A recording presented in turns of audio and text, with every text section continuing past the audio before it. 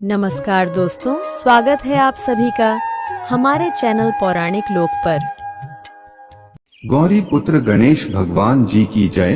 बोलिए श्री शंकर पार्वती भगवान जी की जय। ओम नमः पार्वती पतये हर हर महादेव। आज सावन मास के शुक्ल पक्ष की तृतीया तिथि है और आज हरियाली तीज का पवित्र त्योहार है। यह व्रत सुहागिन महिलाएं अखंड सौभाग्य की प्राप्ति और पति की दीर्घायु की कामना के लिए रखती है। साथ ही मनचाहे वर की इच्छा के लिए कुंवारी कन्याएं भी हरियाली तीज का व्रत रखती हैं। आज का त्योहार भगवान शिव और माता पार्वती के मिलन की खुशी में मनाया जाता है। शास्त्रों में वर्णन है कि माता पार्वती ने भगवान शिव को पति रूप में पाने के लिए कठोर तप किया था और उनके तप से प्रसन्न होकर भगवान शिव जी ने सावन मास के शुक्ल पक्ष की तृतीया तिथि के दिन मां पार्वती को अपनी पत्नी के रूप में स्वीकार किया था। आज के दिन हरियाली तीज की व्रत कथा को सुनने से समस्त मनोकामनाएं पूर्ण होती हैं। घर में सुख समृद्धि आती है तथा धन संपत्ति का स्थायी वास होता है। तो आप लोग बड़ी ही श्रद्धा और प्रसन्नचित मन से इन सभी कथाओं को पूरा अवश्य सुनिएगा। मित्रों, भगवान शिव अपनी पत्नी सती के आत्मदाह के बाद उनको खोने का दुख सहन करने में असमर्थ थे। इस दुख के दौर में उन्होंने सांसारिक मामलों में रुचि खो दी और तपस्या में लीन हो गए। आदिशक्ति माता सती ने भगवान शिव शंकर को इस स्थिति से बाहर निकालने के लिए और शिव भगवान को पुनः पति के रूप में पाने के लिए 107 जन्म लिए, लेकिन वह असफल रही। उनका 108वां जन्म पर्वतराज हिमालय और रानी मैना की पुत्री पार्वती के रूप में हुआ। अपने 108वें जन्म में मां पार्वती के कठोर तप से प्रसन्न होकर सावन मास के शुक्ल पक्ष की तृतीया तिथि को भगवान शिव मां पार्वती के साथ विवाह करने के लिए तैयार हो गए। तभी से ऐसी मान्यता है कि इस व्रत को करने से मां पार्वती प्रसन्न होकर अखंड सुहाग का आशीर्वाद देती है।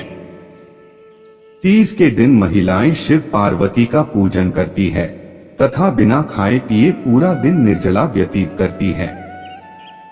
फिर अगले दिन सुबह स्नान और पूजा के बाद व्रत पूर्ण करके भोजन को ग्रहण करती है। मित्रों, एक बार भगवान शिव ने जन कल्याण के लिए मां पार्वती को उनकी कठिन तपस्या का स्मरण कराते हुए तीज की कथा सुनाई थी। भगवान शिव कहते हैं, हे गौरी पर्वतराज हिमालय पर गंगा के किनारे तुमने अपनी बाल्यावस्था में अधोमुखी होकर कठिन तप किया था। इस अवधि में तुमने अन्न न खाकर केवल हवा और सूखे पत्तों का सेवन किया। मार्ग की शीतलता में तुमने निरंतर जल में प्रवेश करके तप किया था। वैशाख मास में जला देने वाली गर्मी में अग्नि में शरीर को तपाया। सावन मास की मूसलाधार वर्षा में खुले आसमान के नीचे बिना अन्न जल ग्रहण किए तुमने काफी समय व्यतीत किया। तुम्हारी इस कष्टदायक तपस्या को देखकर तुम्हारे पिता बहुत दुखी और नाराज होते थे। तब एक दिन तुम्हारी तपस्या और तुम्हारे पिता की नाराजगी को देखकर नारद जी तुम्हारे घर पधारे। तुम्हारे पिता द्वारा आने का कारण पूछने पर नारद जी ने कहा, हे गिरिराज, मैं भगवान विष्णु के भेजने पर यहाँ आया हूँ। आपकी पुत्री की घोर तपस्या से प्रसन्न होकर विष्णु भगवान उनसे विवाह करना चाहते हैं। इस बारे में आपकी क्या राय है? नारद जी की बात सुनकर पर्वतराज हिमालय बहुत प्रसन्नता के साथ बोले, हे मुनि, यदि स्वयं भगवान विष्णु मेरी कन्या का वरण करना चाहते हैं तो मुझे इसमें क्या आपत्ति हो सकती है? वे तो साक्षात ब्रह्मा है। यह तो हर पिता की इच्छा होती है कि उसकी पुत्री सुख संपदा से युक्त पति के घर की लक्ष्मी बने। नारद जी पार्वती जी के पिता की स्वीकृति पाकर विष्णु जी के पास गए और उन्हें विवाह तय होने का समाचार सुनाया। परंतु पार्वती, जब तुम्हें इस विवाह के बारे में पता चला तो तुम्हें बहुत दुख हुआ। तुम्हें इस प्रकार से दुखी देखकर तुम्हारी एक सहेली ने दुख का कारण पूछा। तब तुमने बताया कि मैंने सच्चे मन से भोलेनाथ का पति के रूप में स्मरण किया है, परंतु मेरे पिताजी ने मेरा विवाह विष्णु जी के साथ तय कर दिया है। मैं अब धर्म संकट में हूँ। अब मेरे पास प्राण त्यागने के अलावा और कोई उपाय शेष नहीं है। तुम्हारी सखी बहुत ही समझदार थी। उसने कहा, प्राण त्याग देना ही समस्या का हल नहीं होता। संकट के समय धैर्य से काम लेना चाहिए। नारी के जीवन की सार्थकता इसी में है कि जिसे मन से पति के रूप में वरण कर लिया, जीवन भर उसी से सच्ची आस्था और पूरी निष्ठा से निर्वाह करे। अब तो भगवान भी सहाय हैं। हे पार्वती, मैं तुम्हें घने वन में ले चलती हूँ, जो साधना के लिए सही स्थान है, जहाँ तुम्हारे पिता तुम्हें खोज नहीं पाएंगे। मुझे पूर्ण विश्वास है कि ईश्वर अवश्य ही तुम्हारी सहायता करेंगे। और अपनी सखी की बात मानकर तुमने ऐसा ही किया। तुम्हारे पिता तुम्हें घर पर न पाकर बड़े चिंतित और दुखी हुए। वह सोचने लगे कि मैंने जो विष्णु जी से मेरी पुत्री का विवाह तय कर दिया है, यदि विष्णु जी बारात लेकर आए और कन्या घर पर नहीं मिली तो मेरा बहुत अपमान होगा। ऐसा विचार करके पर्वतराज ने चारों ओर तुम्हारी खोज शुरू करवा दी। इधर वह तुम्हें खोजते रहे थे और उधर तुम नदी के किनारे एक गुफा में शिव यानी कि मेरी आराधना में लीन रहने लगी। इसी प्रकार से मेरा अति प्रिय सावन मास प्रारंभ हुआ और सावन मास की शुक्ल पक्ष की तृतीया को शुभ नक्षत्र के समय तुमने रेत के शिवलिंग का निर्माण किया और रात भर मेरी स्तुति में गीत गाकर जागरण किया। तुम्हारी इस कठोर तपस्या के प्रभाव से मेरा आसन हिलने लगा और मैं शीघ्र ही तुम्हारे पास पहुंच गया और तुमसे वर मांगने को कहा। तब अपनी तपस्या के फलस्वरूप मुझे अपने सामने पाकर तुमने कहा कि मैं सच्चे मन से आपको पति के रूप में वरण कर चुकी हूँ। यदि आप मेरी तपस्या से प्रसन्न होकर यहाँ पधारे हैं तो मुझे अपनी अर्धांगिनी के रूप में स्वीकार कीजिए। तब मैं तथास्तु कहकर कैलाश पर्वत पर लौट आया। सुबह होते ही तुमने पूजा की सारी सामग्री नदी में प्रवाहित करके अपनी सखी के साथ व्रत का पारण किया। उसी समय पर्वतराज हिमालय अपने बंधु बांधवों के साथ तुम्हें खोजते हुए वहां पर पहुंच गए। तुम्हारी दशा देखकर तुम्हारे पिता बहुत दुखी हुए और तुम्हारी इस कठोर तपस्या का कारण पूछा। तब तुमने कहा, पिताजी, मैंने अपने जीवन का अधिकतर समय कठोर तपस्या में व्यतीत किया है, जिसका उद्देश्य भगवान शिव को पति के रूप में प्राप्त करना था। आज मैं अपनी तपस्या की कसौटी पर खरी उतर चुकी हूँ। आज मेरी तपस्या सफल हो गई है, क्योंकि आप मेरा विवाह विष्णु जी के साथ करने का निश्चय कर चुके थे। इसलिए मैं अपने आराध्य की तलाश में घर से यहाँ चली आई। मैं आपके साथ घर इसी शर्त पर चलूंगी कि आप मेरा विवाह भगवान शिव जी के साथ करेंगे। तब पर्वतराज हिमालय ने तुम्हारी इच्छा को मान लिया और तुम्हें घर वापस ले गए और कुछ समय बाद उन्होंने पूरे विधि विधान के साथ हम दोनों का विवाह करवाया। भगवान शिव ने कहा, हे पार्वती, सावन मास के शुक्ल पक्ष की तृतीया को तुमने मेरी आराधना करके जो व्रत किया था, उसी के फलस्वरूप हम दोनों का विवाह हुआ है। भगवान शिव ने पार्वती जी से कहा, जो भी स्त्रियां पूरी निष्ठा और भक्ति के साथ इस दिन व्रत करके तुम्हारी पूजा करेंगी, मैं उन्हें अचल सुहाग प्रदान करूंगा। बोलिए श्री शंकर पार्वती भगवान जी की जय। आइए अब मनोकामना को पूरी करने वाली भगवान शिव व माता पार्वती की दूसरी कथा को सुनते हैं। तो इस कथा को भी बड़ी श्रद्धा और प्रसन्नचित मन से सुनिएगा। एक बार की बात है, माता पार्वती शिव जी को पति रूप में प्राप्त करने के लिए घोर तप कर रही थी। उनके तप को देखकर देवताओं ने शिव जी से देवी की मनोकामना को पूर्ण करने की प्रार्थना की। शिव जी ने पार्वती जी की परीक्षा लेने के लिए सप्त ऋषियों को भेजा। सप्तऋषियों ने शिव जी के सैकड़ों अवगुण गिनाए पर पार्वती जी को महादेव के अलावा किसी और से विवाह मंजूर नहीं था। मित्रों, वैसे भी विवाह से पहले सभी वर अपनी भावी पत्नी को लेकर आश्वस्त होना चाहते हैं, इसलिए शिव जी ने स्वयं भी पार्वती जी की परीक्षा लेने की ठानी। इसलिए भगवान शंकर प्रकट हुए और पार्वती जी को वरदान देकर अंतर ध्यान हो गए। इतने में पार्वती माता जहां तप कर रही थी, वहीं पास के तालाब में मगरमच्छ ने एक लड़के को पकड़ लिया। लड़का जान बचाने के लिए चिल्लाने लगा और माता पार्वती जी से उस बच्चे की चीख सुनी। माता से उसकी दशा नहीं देखी गई। द्रवित हृदय होकर माता तलब के पास पहुंची और देखती है कि मगरमच्छ लड़के को तालाब के अंदर खींच कर ले जा रहा है। लड़के ने देवी को देखकर कहा, मेरी न तो माँ है, न पिता है, न कोई मित्र है। हे माता, आप मेरी रक्षा करें। पार्वती जी ने कहा, हे मगरमच्छ, इस लड़के को छोड़ दो, इसे जीवन दान दो। मगरमच्छ बोला, दिन के छठी पहर में जो मुझे मिलता है उसे अपना आहार समझकर स्वीकार करना मेरा नियम है। ब्रह्मदेव ने दिन के छठे पहर इस लड़के को भेजा है, मैं इसे क्यों छोड़ूं? पार्वती जी ने उससे विनती की, तुम इसे छोड़ दो, बदले में तुम्हें जो चाहिए वह मुझसे कहो। मगरमच्छ बोला, एक ही शर्त पर मैं इसे छोड़ सकता हूँ, अगर आपने जो तप करके महादेव जी से जो वरदान लिया है, यदि उस तप का फल मुझे दे दो तो मैं इसे छोड़ दूंगा।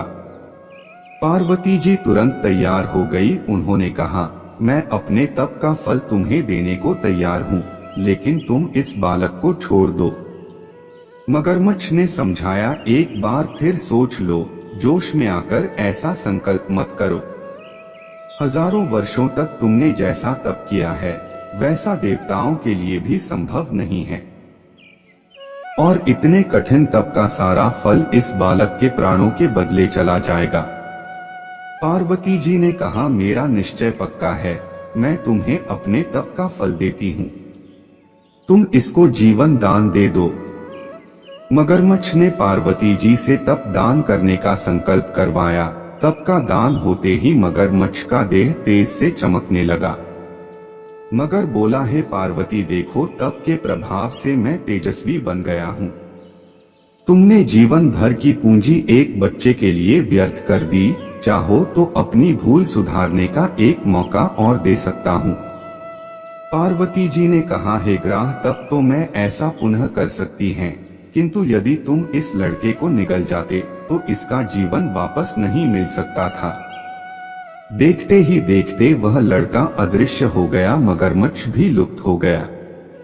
पार्वती जी ने विचार किया, मैंने तब तो दान कर दिया है, अब पुनः तब आरंभ करूंगी। पार्वती जी ने फिर से तप करने का संकल्प किया। इस प्रकार से भगवान सदाशिव फिर से प्रकट होकर बोले, पार्वती, भला अब तुम क्यों तप कर रही हो? पार्वती जी ने कहा, प्रभु, मैंने अपने तप का फल दान कर दिया है, आपको पति रूप में पाने के संकल्प के लिए मैं फिर से वैसा ही घोर तप कर आपको प्राप्त करूंगी। महादेव जी बोली, मगरमच्छ और लड़की दोनों रूपों में मैं ही था। तुम्हारा चित्त प्राणियों में अपने सुख दुख का अनुभव करता है या नहीं, इसकी परीक्षा लेने को मैंने यह लीला रची थी। अनेक रूपों में दिखने वाला मैं एक ही हूँ, मैं अनेक शरीरों में शरीरों से अलग निर्विकार हूँ। तुमने अपना तप मुझे ही दिया है, इसलिए अब और तप करने की कोई जरूरत नहीं है। देवी ने महादेव को प्रणाम कर प्रसन्न मन से विदा किया। बोलिए शंकर पार्वती भगवान जी की जय। आइए अब एक अन्य कथा को भी सुनते हैं। एक समय की बात है, जब श्री राधा जी पृथ्वी लोक पर आने लगी तो गोलोक में श्री राधा जी के लीला पक्षी शुकदेव जी ने भी साथ चलने को कहा। राधा जी की आज्ञा से और भगवान भोलेनाथ की अमर कथा का भाग बनने एवं व्रत कथा का प्रचार करने के लिए गोलोक के लीला पक्षी श्री शुकदेव जी एक पक्षी के गर्भ में अंडे के रूप में प्रकट हुए।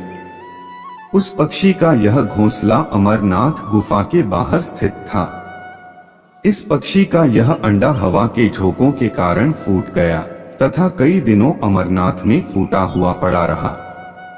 इसी समय पर एक बार श्री नारद जी घूमते घूमते कैलाश पर्वत पर पहुंचे तो पार्वती जी ने नारद जी को सत्कार करने के बाद पूछा कि नारद जी आप कहां से आ रहे हैं। तो नारद जी ने कहा कि मैं हर लोक में घूमते हुए आ रहा हूं, परंतु अब घूमना काम कर दिया है, क्योंकि लोगों को एक दूसरे पर अब विश्वास नहीं है। इसका कारण लोगों में एक दूसरे के प्रति प्रेम नहीं होना है। अब लोगों में केवल दिखावे का प्रेम रह गया है।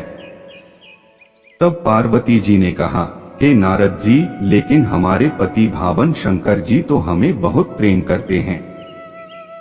तब श्री नारद जी ने कहा कि हे पार्वती जी, जब आपके पति देव श्री शंकर जी आपसे प्रेम करते हैं तो ये जरूर बतलाए हो ये कि श्री शंकर जी जो अपने गले में माला पहनते हैं वह कैसी और किसकी माला है। तब पार्वती ने कहा, हे नारद जी, यह माला पहनने का रहस्य तो वे अभी तक नहीं बतलाए हैं। तब नारद जी ने कहा कि फिर आपके पति आपसे झूठा या दिखावे का प्रेम करते हैं। इतना कहकर श्री नारद जी वहां से चल दिए। इधर जब शिव जी आए तो माता पार्वती जी ने उनसे अनुरोध किया कि कृपा आप ये बताइए कि आपके गले में यह किसकी माला है। शंकर जी ने कहा कि हे पार्वती, ये हमारे गले में जो मुंडों की माला है वह मुंड माला तुम्हारे ही मुंडों की है, जिनको मैंने तुम्हारे बार बार मरने पर तुम्हारी यादगारी में माला के रूप में धारण किया है, क्योंकि मैं तुमसे अति प्रेम करता हूँ। तब पार्वती जी ने कहा कि मैं बार बार मर जाती हूँ और आपकी मृत्यु नहीं होती, इसका कारण क्या है। तब श्री शंकर जी ने कहा कि हे पार्वती, मैंने अमर कथा को सुना है, इससे मैं अमर हूँ। यह घटना सुनकर श्री पार्वती जी ने अमर कथा सुनने के लिए श्री शंकर जी से प्रार्थना की।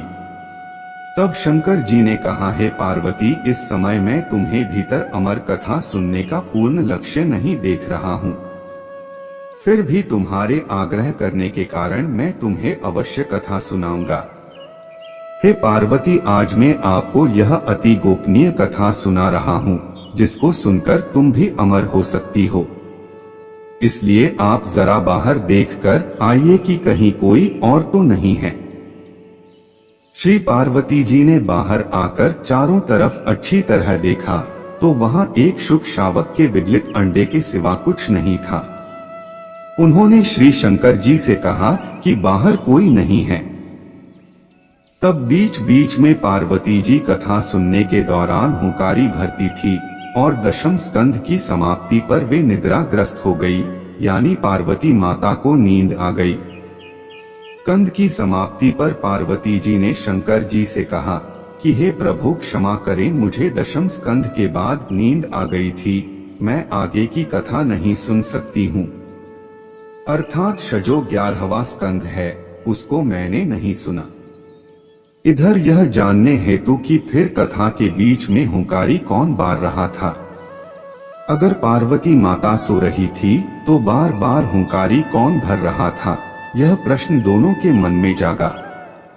यह जानने के लिए शिव जी बाहर निकले। उन्होंने एक सुंदर शुक को देखा, यानी एक तोते के बच्चे को देखा। श्री शंकर जी ने पार्वती जी से पूछा, आखिर ये शुक शावक कहाँ से आ गया।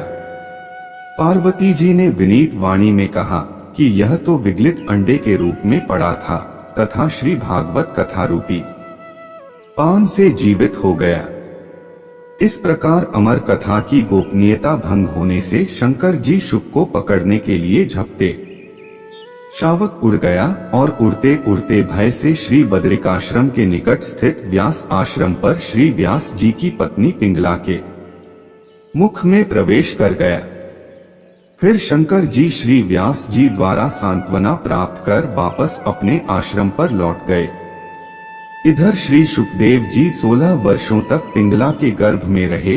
अंतोगत्वा श्री व्यास जी के अनुरोध करने पर सुखदेव जी ने अपना भय बताना प्रारंभ किया।